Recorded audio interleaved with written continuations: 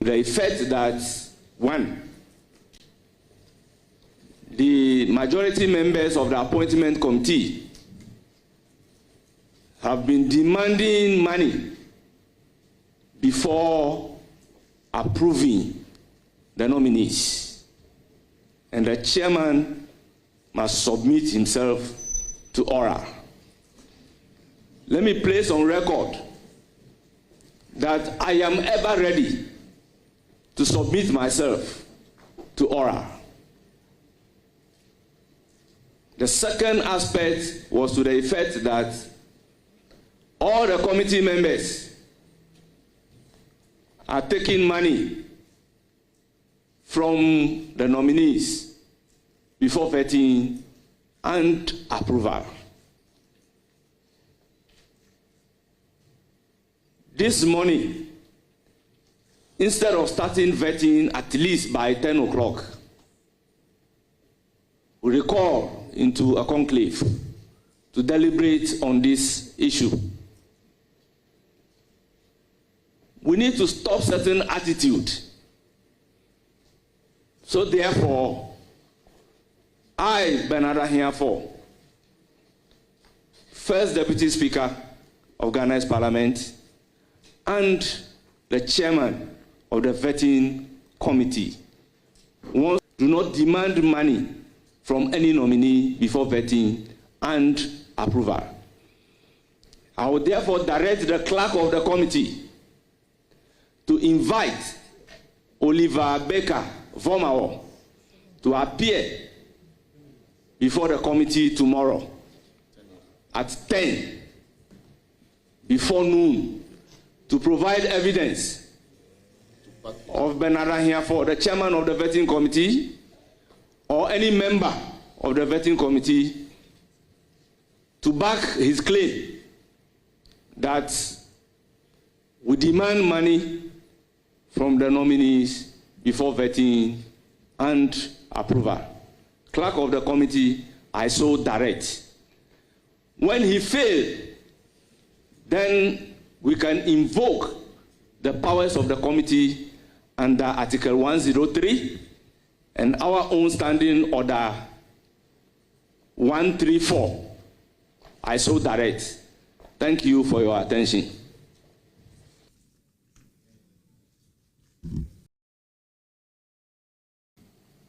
Do not have anything to do with the nominee. I know the nominee very well. I think he came after me 2 years at the Nooks presidency. However, this matter should have been raised yesterday.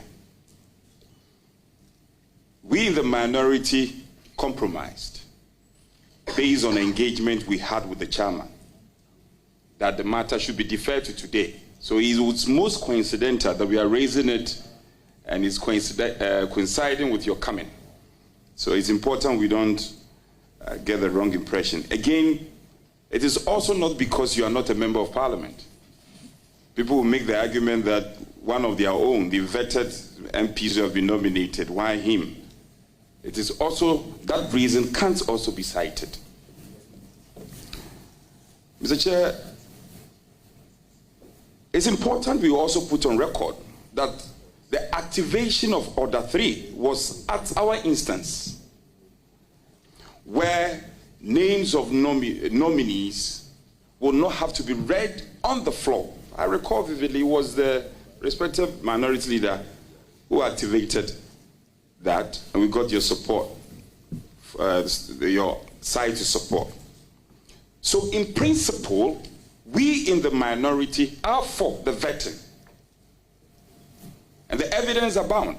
In fact, the formation of the 3 critical committees, i.e. the appointment committee, the selection committee, the business committee, being teased out of the lot for a motion to be moved on the floor for these committees to be formed. It was at our instance as a minority. Let's get it clear. So we are not obstructionists. The intent is not to obstruct government business. And too many in our country. One is lowering our reputation as an arm of government and an institution of state.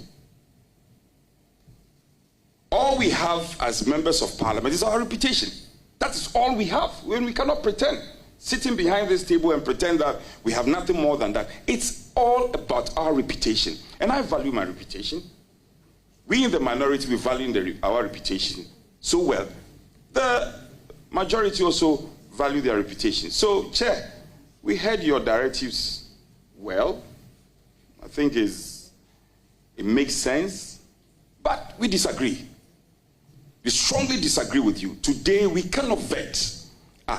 The body has been impugned. Our reputation has been battered.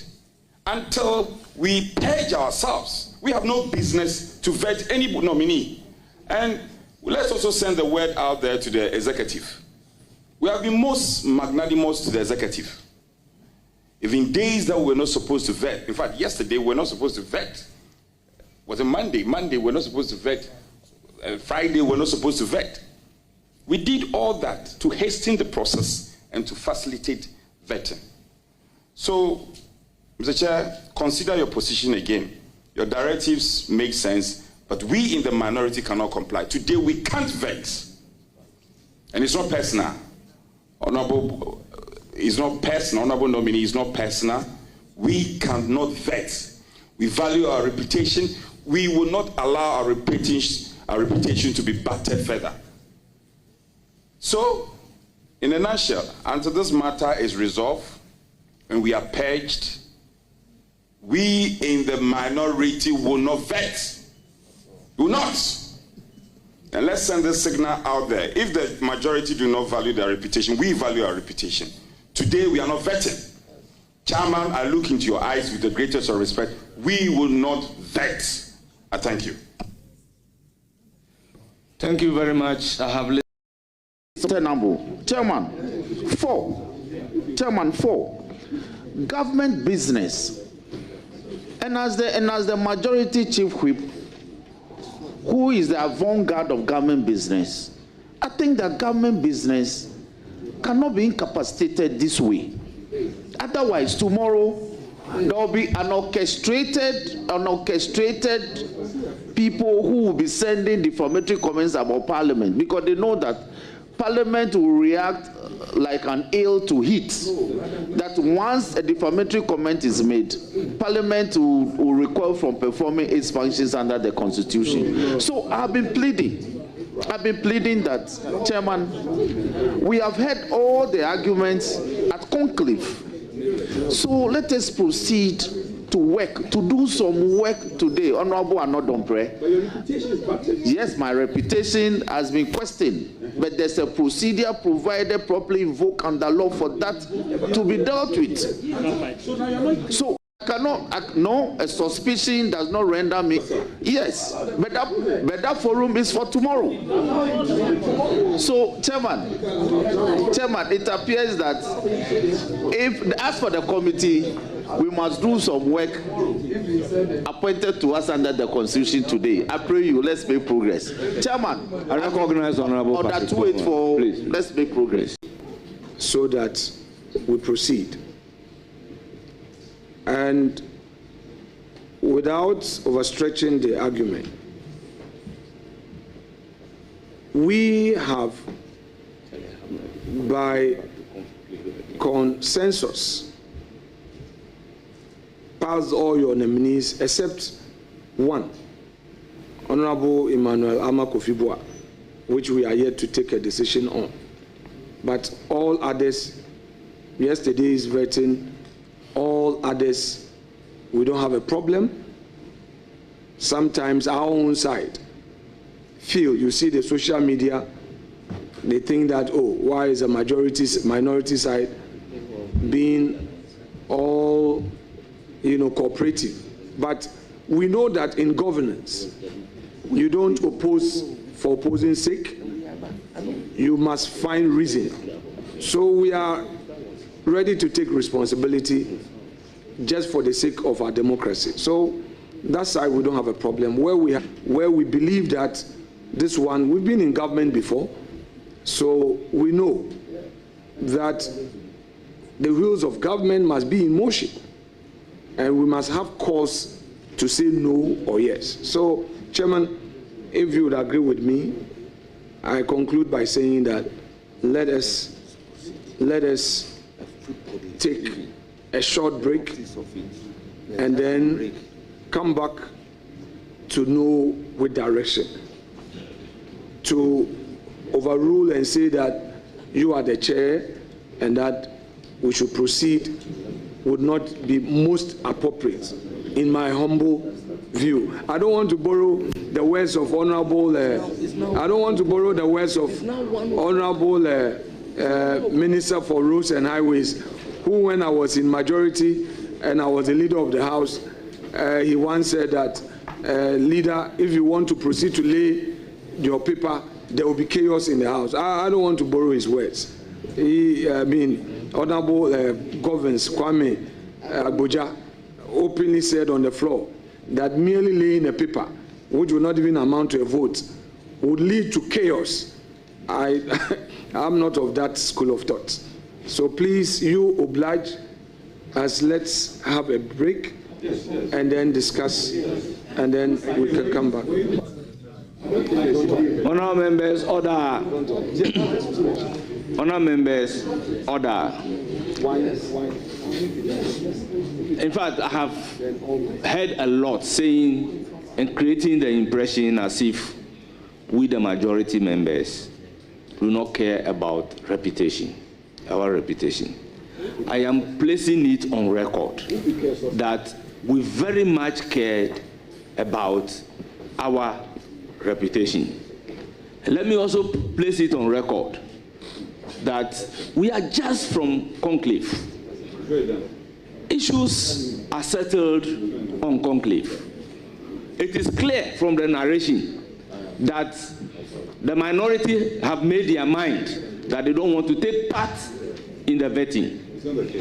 It is about 1 o'clock, and we program to start vetting at 10 o'clock.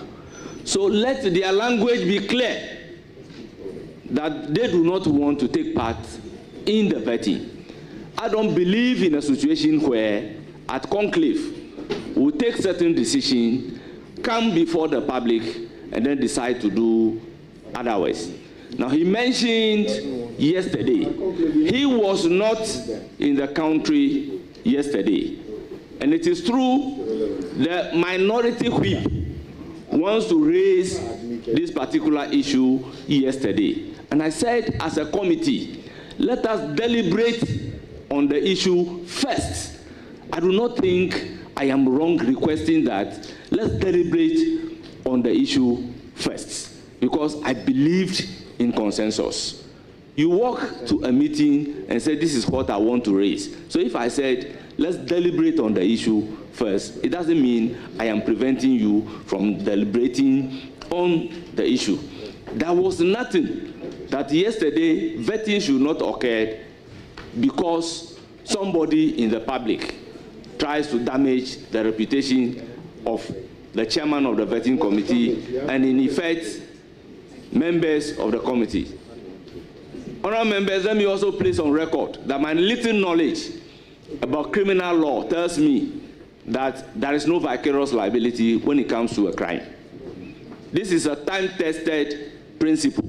Honourable members, the fact that police are always accused every day of corruption does not mean policing should not happen in this country. That is why I am pleading that we all care about our reputation. But there is a procedure available to deal with the person who makes the statement. So tomorrow we'll deal with the maker of the statement. So the maker of the statement, for God's sake, is not before us. So how can we be doing this? So once again, I plead with my colleagues that let's proceed and do the vetting, and tomorrow we will appropriately deal with the maker of the statement so that he should bring the evidence that I have demanded money from any nominee of His Excellency, the President. So I plead with you. Yes. Speaker, we've heard you loud and clear.